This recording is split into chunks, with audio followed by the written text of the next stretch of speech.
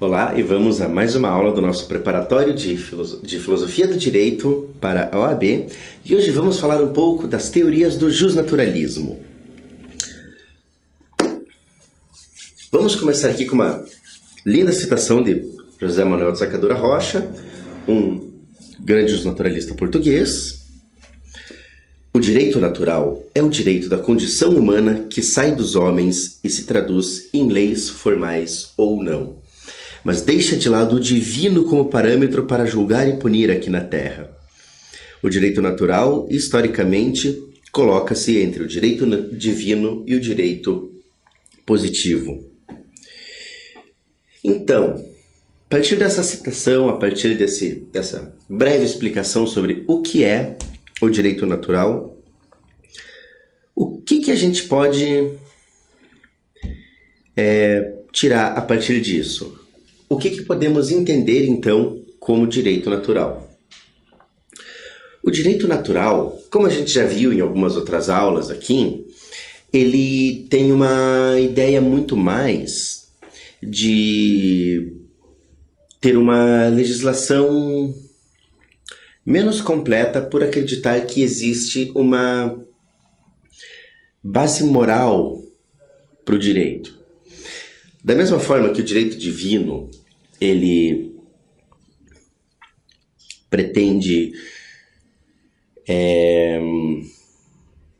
que a punição dos homens, que as leis dos homens sejam baseadas nas leis de Deus. Como funciona em países, por exemplo, que aplicam a Sharia, que é o sistema legislativo islâmico baseado nas leis maometanas, o direito natural, ele parte da questão de que alguns princípios jurídicos que nós temos, eles são inerentes ao ser humano e, por conta disso, são superiores ao direito positivo, por assim dizer, né? E quando que apareceu esse negócio de justnaturalismo? Ele apareceu mais no final da Idade Média, a partir dos estudos dos doutores da Igreja, né? Principalmente Tomás de Aquino e Santo Agostinho, que eles deram as bases para o que seria um justnaturalismo. Hugo Grocio, que também foi um dos grandes doutores da Igreja, ele dizia que o direito natural é inato, ou seja, que ele surge com a condição humana. Então, independente de você procurar tais direitos, de você positivar aqueles direitos em texto legal, qual que é a grande sacada do direito natural?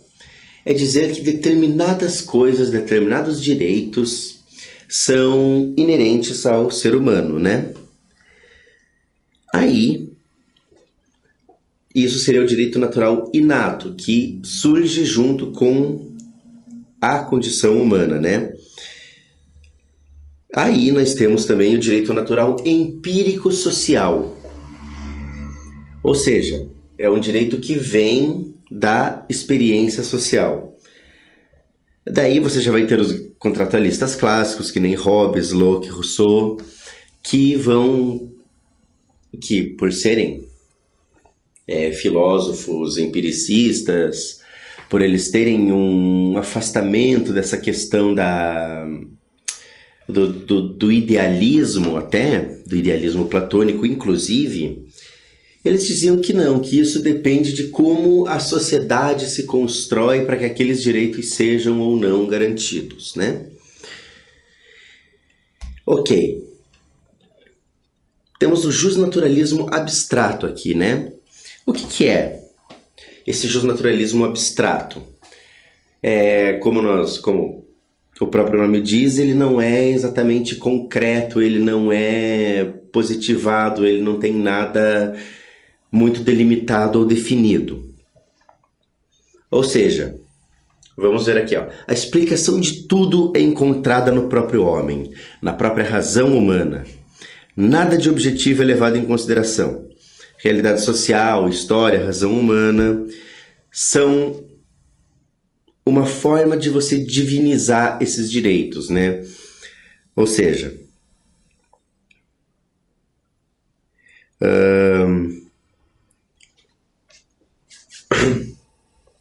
desculpe. Então, se tudo se explica através do próprio homem, então aqui a gente tem uma questão muito comum até no pensamento empiricista do século XVII, do século XVIII, né? Se tudo advém do próprio homem, então a gente não pode, não deve admitir, enquanto uma parte de construção do direito, qualquer forma de interação religiosa ou espiritual dentro das normas daquela determinada sociedade, certo? Tudo tem que advir da razão humana, tudo tem que ter uma ideia muito clara de como as coisas beneficiam e ocorrem para o homem, né? Ou seja, não importa a objetividade do texto legal, o que importa é que aquilo tenha o homem enquanto centro das intenções. Não das atenções, das intenções, né? Então, como eu falei, Locke e Rousseau são os grandes expoentes desse período, né? Locke dizia que a lei natural aqui, é uma regra eterna para todos, sendo evidente e inteligível para todas as criaturas racionais. Ok, evidente e inteligível. O que isso quer dizer, né? Isso quer dizer que a própria condição humana, o próprio status do indivíduo enquanto indivíduo mesmo, ele tem a incrível capacidade de inferir disso os seus direitos. Como assim? Você, indivíduo racional, você, ser humano, você tem uma capacidade inata de entender o que é o seu direito, o que são as suas possibilidades, o que você merece que a sociedade garanta para você, o que o contrato social garanta para você. Já Rousseau, ele dizia: a aventura moderna é um erro radical e procura um remédio para isso no retorno ao pensamento antigo, ao seu estado natural, né? O Rousseau, ele foi um grande crítico dos moldes sociais de sua época, né? Ele, enquanto contratualista, para os que se lembram, ele bolou a teoria de que a sociedade ela vem por corromper o homem. E claro que tem todos os problemas envolvidos nessa teoria, mas, de qualquer forma, o que ele queria dizer? Ele queria dizer que as degenerações sociais, as degenerações que são levadas, que acarretam da própria condição de estar em uma sociedade, na contemporaneidade dele, né? Na época do iluminismo, ele dizia que aquilo era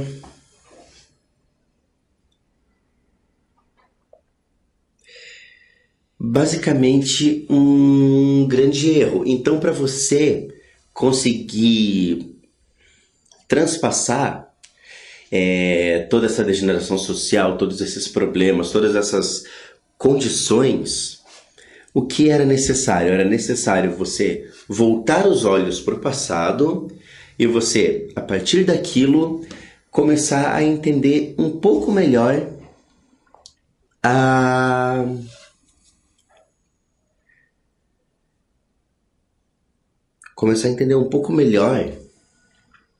como os antigos tratavam essas questões. E como era isso, né? Como que os antigos tratavam essas questões do direito? Aí ele exigia um estudo de legislação grega, porque nós não tínhamos, na sociedade grega, por exemplo, nós não tínhamos um corpo jurídico completo, um corpo jurídico bem formado. se houve uma sociedade exemplo de direito natural, essa sociedade foi a sociedade grega. Por quê?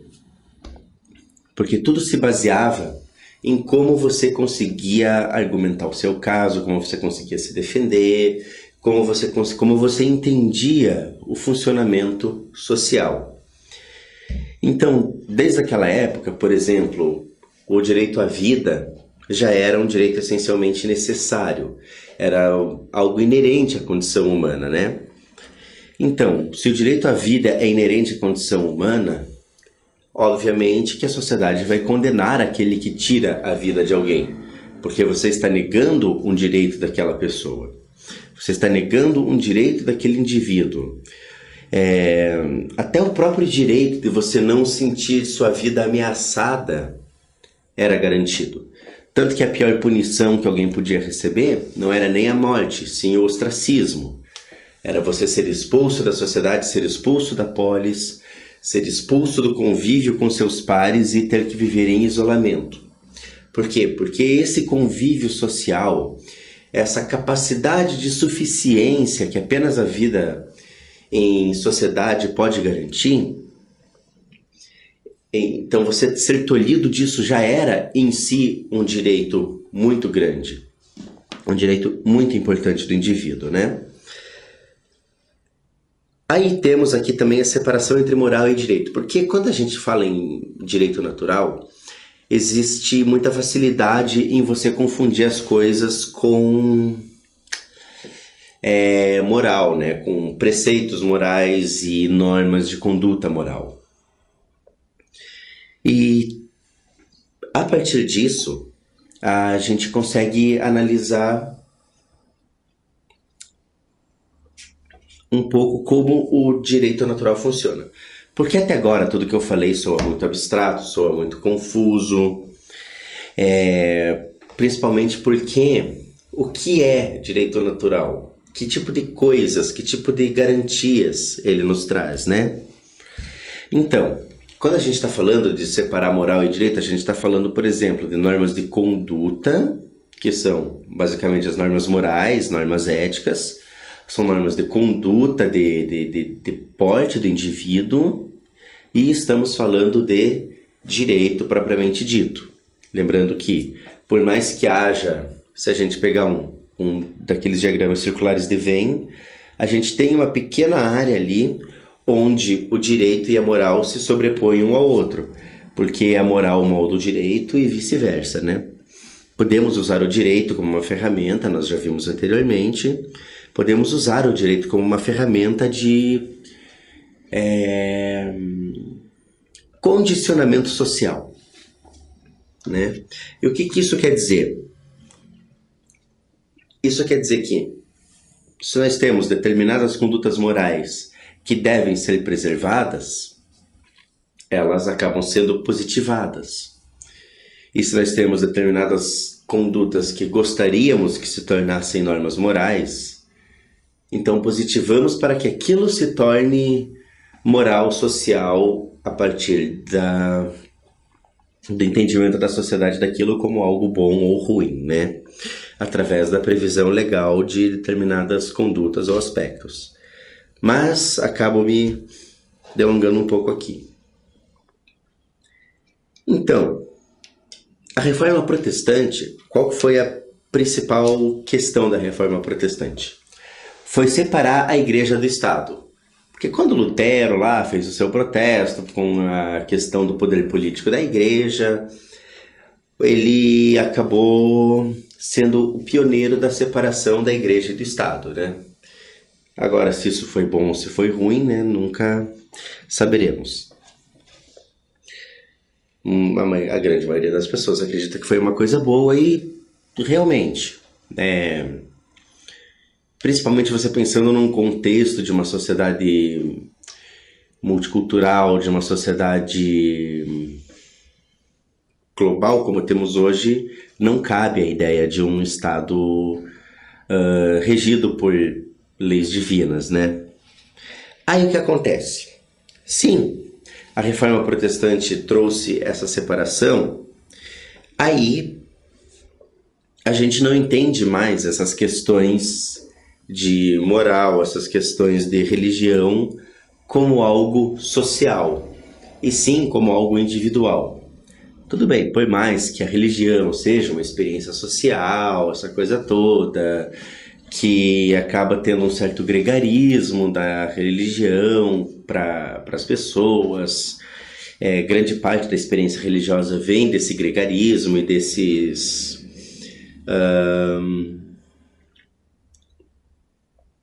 convívio, né, social que a religião proporciona em prol de podemos dizer, um bem maior para o indivíduo. Mas, de qualquer forma, entrando isso na esfera íntima,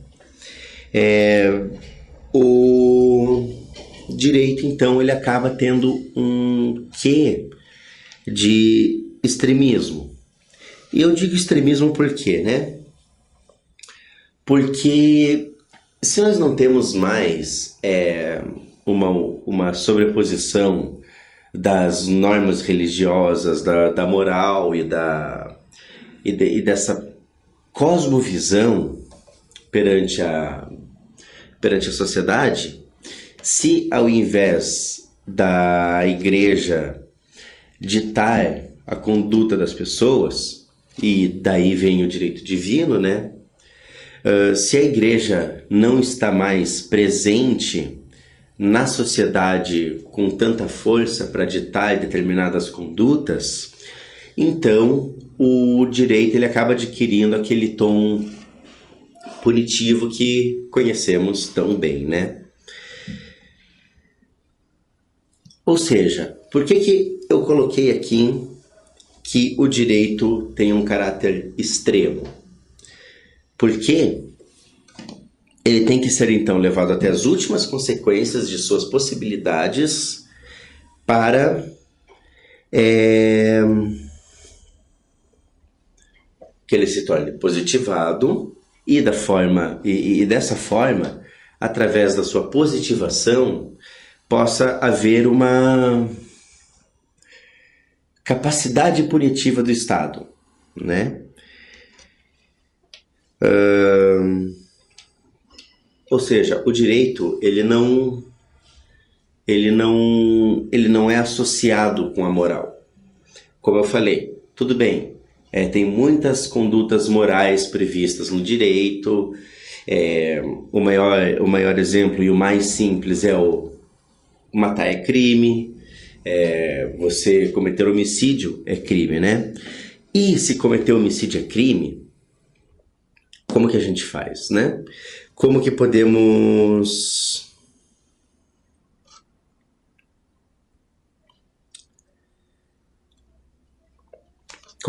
resolver isso socialmente? A grande questão é o positivismo jurídico, especificamente, da forma que Kelsen previu, ele é uma ciência. Se ele é uma ciência, isso quer dizer que ele não tem moralidade ou ética ou princípios que possam ser vistos como bons ou maus, né? Então, não havendo isso, o que nós temos é uma capacidade punitiva apenas por condutas e nada mais do que isso. Não existe um juízo de valor acerca do texto legal. Ele apenas e apenas prevê ou pune condutas, né? A teoria do Kelsen, nesse aspecto, ela é muito abstrata, por mais que Kelsen ele busque um certo positivismo, ele busque um rigor científico dentro do direito, nós podemos perceber que não é uma coisa tão fácil assim o que ele quer, né? Pois é. Então, dentro da teoria pura do Kelsen, ele dizia que não tem uma moralidade para o direito. Então, não que o direito seja imoral, mas o direito é sim amoral. Ou seja, o direito ele não tem o papel de ditar condutas morais ou de ser moral em si mesmo, né? Só que aí que tá o grande problema da teoria keynesiana nesse aspecto, e por que eu coloco ela como uma teoria que ela acaba se tornando um pouco abstrata. O que acontece? A partir do momento que nós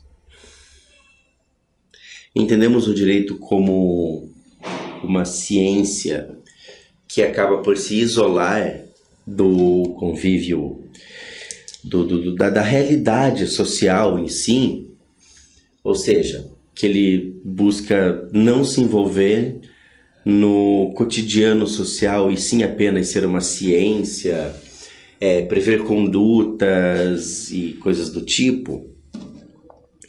Então, o que acontece é que você tem apenas um texto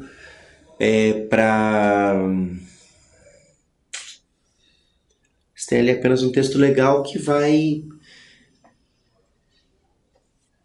dizer coisas. A partir do momento que você exclui uma possibilidade de moral, e isso já é uma tese, não é nada assim mais... Como que eu posso dizer? É um daqueles grandes debates filosóficos que nós temos, né?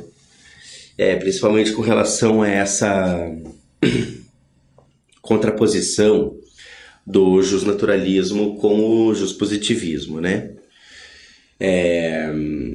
Se você não tem uma carga moral na lei, você não tem uma motivação por trás do texto legal.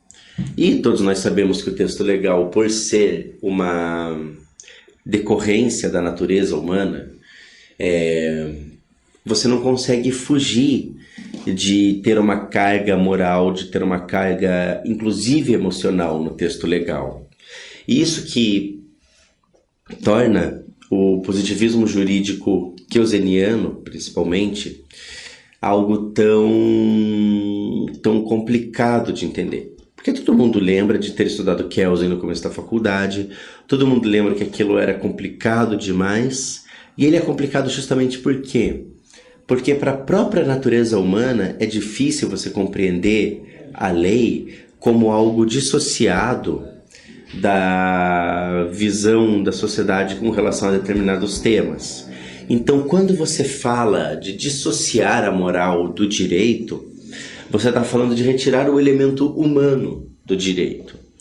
E isso que é a parte mais complicada a respeito da teoria keynesiana.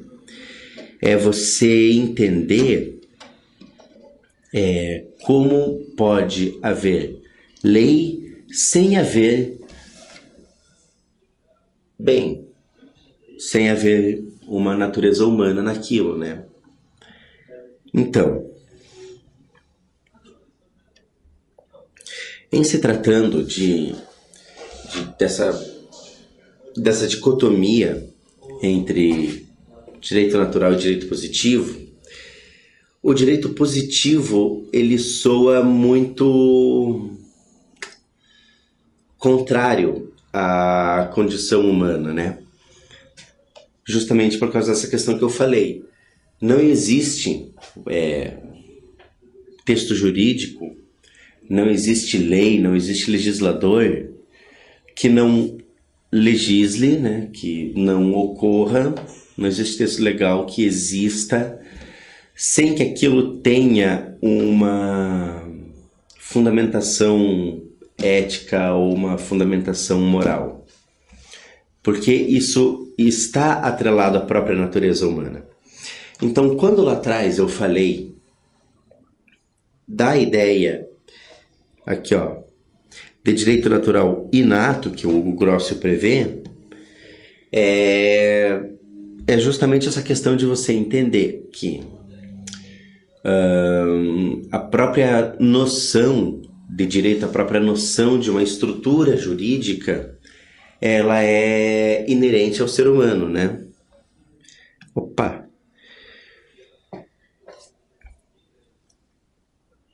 E por que isso? Por que existe essa separação? Por que existe essa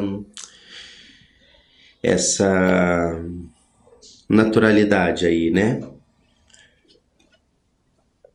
Porque o indivíduo, a busca dele enquanto parte de uma sociedade, é uma busca por garantias e por estabilidade. Garantias porque o próprio convívio em sociedade é uma liberdade negativa, né? E o que é uma liberdade negativa? É você abrir mão de determinadas condutas que você pode ter em prol de convívio social. E o convívio social implica regras, e regras que nós subconscientemente entendemos. E isso é a questão do direito natural. Sabemos que devemos evitar determinadas condutas, naturalmente sabemos, por mais mentalmente deturpada que seja a pessoa, ela consegue entender que determinadas condutas não são aceitáveis e que determinadas condutas são esperadas e desejáveis. E todo o papel do justnaturalismo é explicar isso. Então, entendendo que temos determinadas condutas a se tomar e a se evitar, você consegue criar no coletivo social, no pensamento, como que eu posso falar, no hive mind social, você consegue ter uma noção de coisas que são certas e são erradas. O exemplo do não matar sempre cai muito bem a calhar. Porque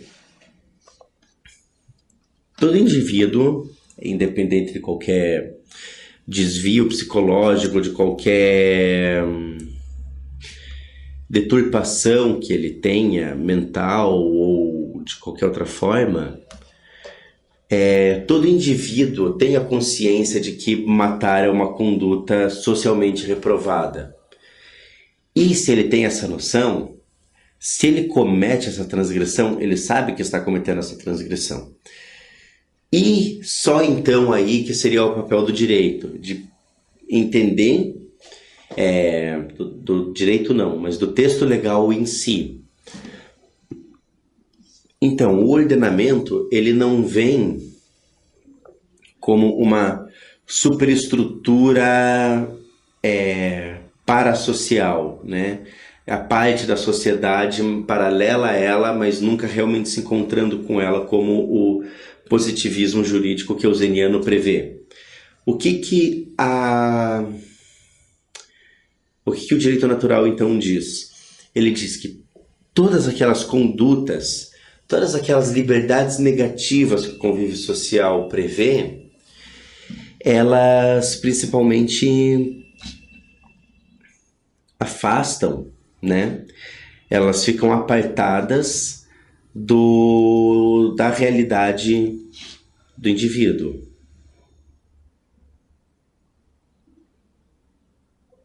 Acho que eu me perdi de alguma coisa aqui. Fazendo um breve apanhado. Então,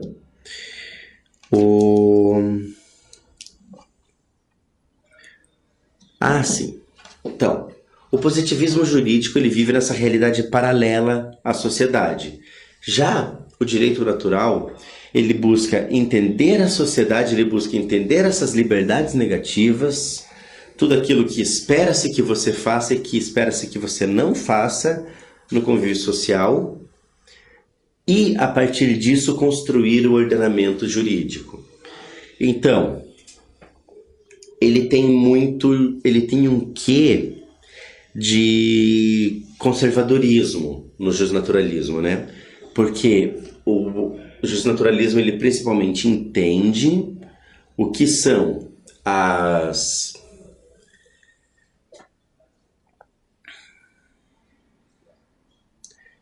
ele entende o que são as necessidades, as vontades e as restrições daquela sociedade através da construção histórica delas. Então, determinados valores atemporais de uma sociedade, determinados valores superiores de uma sociedade que antecedem ela e vão perdurar até depois dela, devem ser preservados. Como, por exemplo, o direito à vida, o direito à segurança, todos esses direitos fundamentais, podemos assim dizer, o próprio direito à liberdade, de você não ser feito de você não ser feito prisioneiro contra a sua vontade, de você não ser mantido em cárcere, todas essas pequenas liberdades, elas acabam fazendo parte do corpo do direito natural. Porque o direito natural entende que, acima de tudo, o indivíduo tem a consciência, por mais que ele prefira não exercê-la, ele tem a consciência do que deve ou não deve ser feito. E esse é o grande papel do justnaturalismo nesse aspecto, né? De você entender essas pequenas nuances de conduta moral. Ou seja, o texto jurídico, ele não é algo apartado da sociedade, mas sim algo que nasce a partir dela e através dela se constrói para manter os valores tradicionais de uma determinada sociedade, e não apenas os valores tradicionais, mas os valores que vão além de qualquer análise, de qualquer teoria, de qualquer filosofia, de qualquer corrente de pensamento. Então o justnaturalismo, ele é muito mais uma forma de garantir que os valores que construíram aquela sociedade, que a cosmovisão daquela sociedade não se perca com as vicissitudes de pensamento que podem vir a ocorrer. Então é uma questão muito de você saber entender a diferença entre o que é bom e o que é ruim, né? E esse é a grande diferença para o justpositivismo, que o justpositivismo, ele nunca vai estudar o que é bom ou o que é ruim, ele vai simplesmente estudar o que é texto jurídico e o que não é. E com isso, eu encerro a nossa aula de hoje, eu espero que tenham gostado e nos vemos na próxima aula.